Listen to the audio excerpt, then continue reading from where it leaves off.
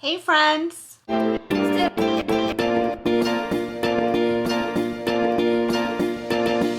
name is Desiree, aka Mama Friendly, and I am bringing you a brand new recipe that I've never tried before. I'm a big fan of using store-made things and then kind of adding your own homemade twist to it, because not only does that make this store-bought thing more special to whoever's going to end up receiving it, but it makes your life a whole lot easier not having to do every single thing from scratch. I wanted to make my dad something special for his birthday, and my dad absolutely loves cinnamon rolls. So every year I challenge myself to make him a cinnamon roll based, flavored, themed, inspired dessert that's not cinnamon rolls, because he can get cinnamon rolls anywhere, any time of year, but he can't get what I'm making him, right? So this year I found a recipe online and I immediately went, that's it. It's almost like a tres leches, but cinnamon roll flavored. And that sounds right up my dad's alley. As usual, whenever I find a recipe online, I like to post the link in the description box so that if you want to follow along exactly as it's written, you can do that, because I do tend to take some liberties, which I will discuss in detail in the following portion of the video. I feel like these tweaks make it extra special, right? But with all that being said, let me show you how I made my dad a cinnamon roll birthday cake. So the base of this cake is super simple. You're actually just going to take a cake mix and make it according to the package directions. I used white cake. You could also use butter cake or yellow cake. You could even try spice cake mix. I didn't want to go that route because I was worried that the spice in the cake might clash with the cinnamon roll flavor in the topping. But if you want to go that route and experiment, I would love to hear how it goes for you.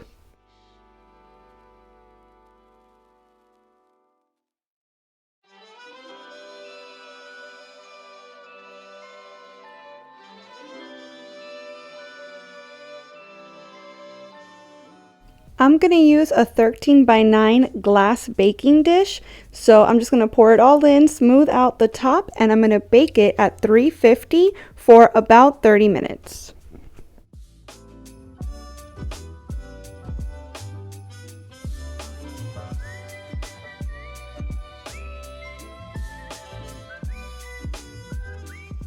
Here's all the ingredients for our filling. You're going to need 14 ounces of sweetened condensed milk, 4 tablespoons of melted butter, we're going to melt this right now, half a cup of packed brown sugar, a teaspoon of cinnamon, and a pinch of salt. So this is going to go on top of the cake after we've poked holes in it, and it's going to go underneath the cream cheese frosting, which we're going to make next. Making the topping could not be simpler. We're going to take all of our ingredients, put them in a bowl, and mix them until they're thoroughly combined.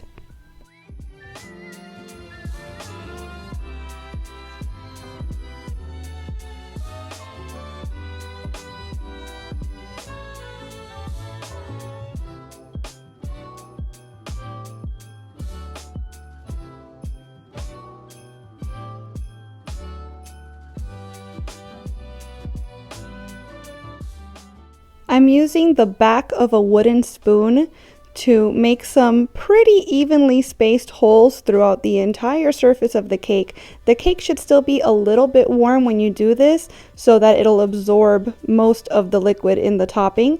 And as you can see, I'm just going to pour it over the top. There was a little clump of sugar, just kind of threw it in a hole. I'm sure nobody's going to mind when they get that piece.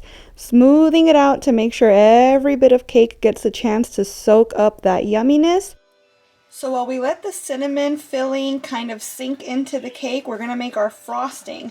And for this, we're going to need half a cup of heavy cream, very cold, a brick of cream cheese that's been softened. I've had this out for about an hour and a half. The other half of that stick of butter, which has also been softening just at room temperature for about an hour and a half. You need a teaspoon of vanilla and a cup of powdered sugar. We're going to add a little pinch of salt to this as well, because the salt is going to help bring out all those sweet flavors. And for this, we're going to need 2 bowls. In the first bowl, I'm going to whip the heavy cream. And then in the second bowl, I'm going to beat the cream cheese and the butter together until they're smooth. Once they're smooth, I'll add the powdered sugar. And then once that's combined, I'll add in the vanilla and the salt. And then the very last thing I'm gonna do is I'm gonna fold in the whipped cream to the cream cheese and butter mixture. Then we're gonna spread that all over the top of the cake and we're good to go.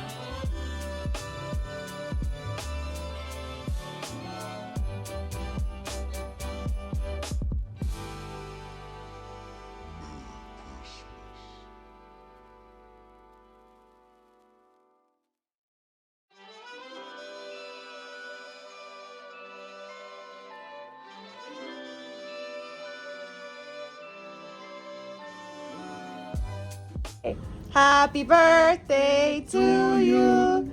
Happy birthday to you. Happy birthday, dear Al. Yay! Esto no es de dieta, eso. No, not at all. Very much not de dieta. Yo, Dad. Opposite of dieta. The candles are on Ay, again. cojones.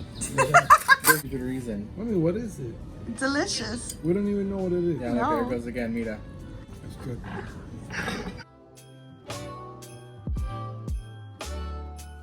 So there you have it, friends. It was a huge hit. How huge a hit? Well, the cake did not last through the night. My dad and my brother housed it all in one sitting.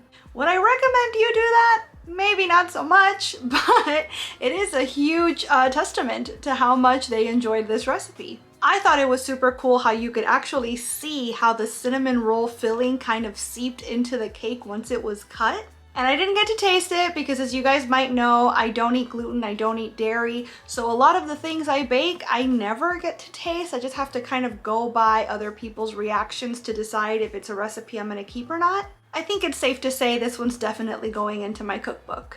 If you decide you're gonna make this recipe, I would love to hear how it turns out for you, so make sure you come back and let me know in the comments. I wanna thank you so much for watching this video. I really hope you enjoyed it, and if you did, I hope you'll please give it a big thumbs up. I'd also love it if you'd subscribe and click that notification bell because I post at least 3 times a week and I wouldn't want you to miss a minute. Thanks so much again for watching. Bye!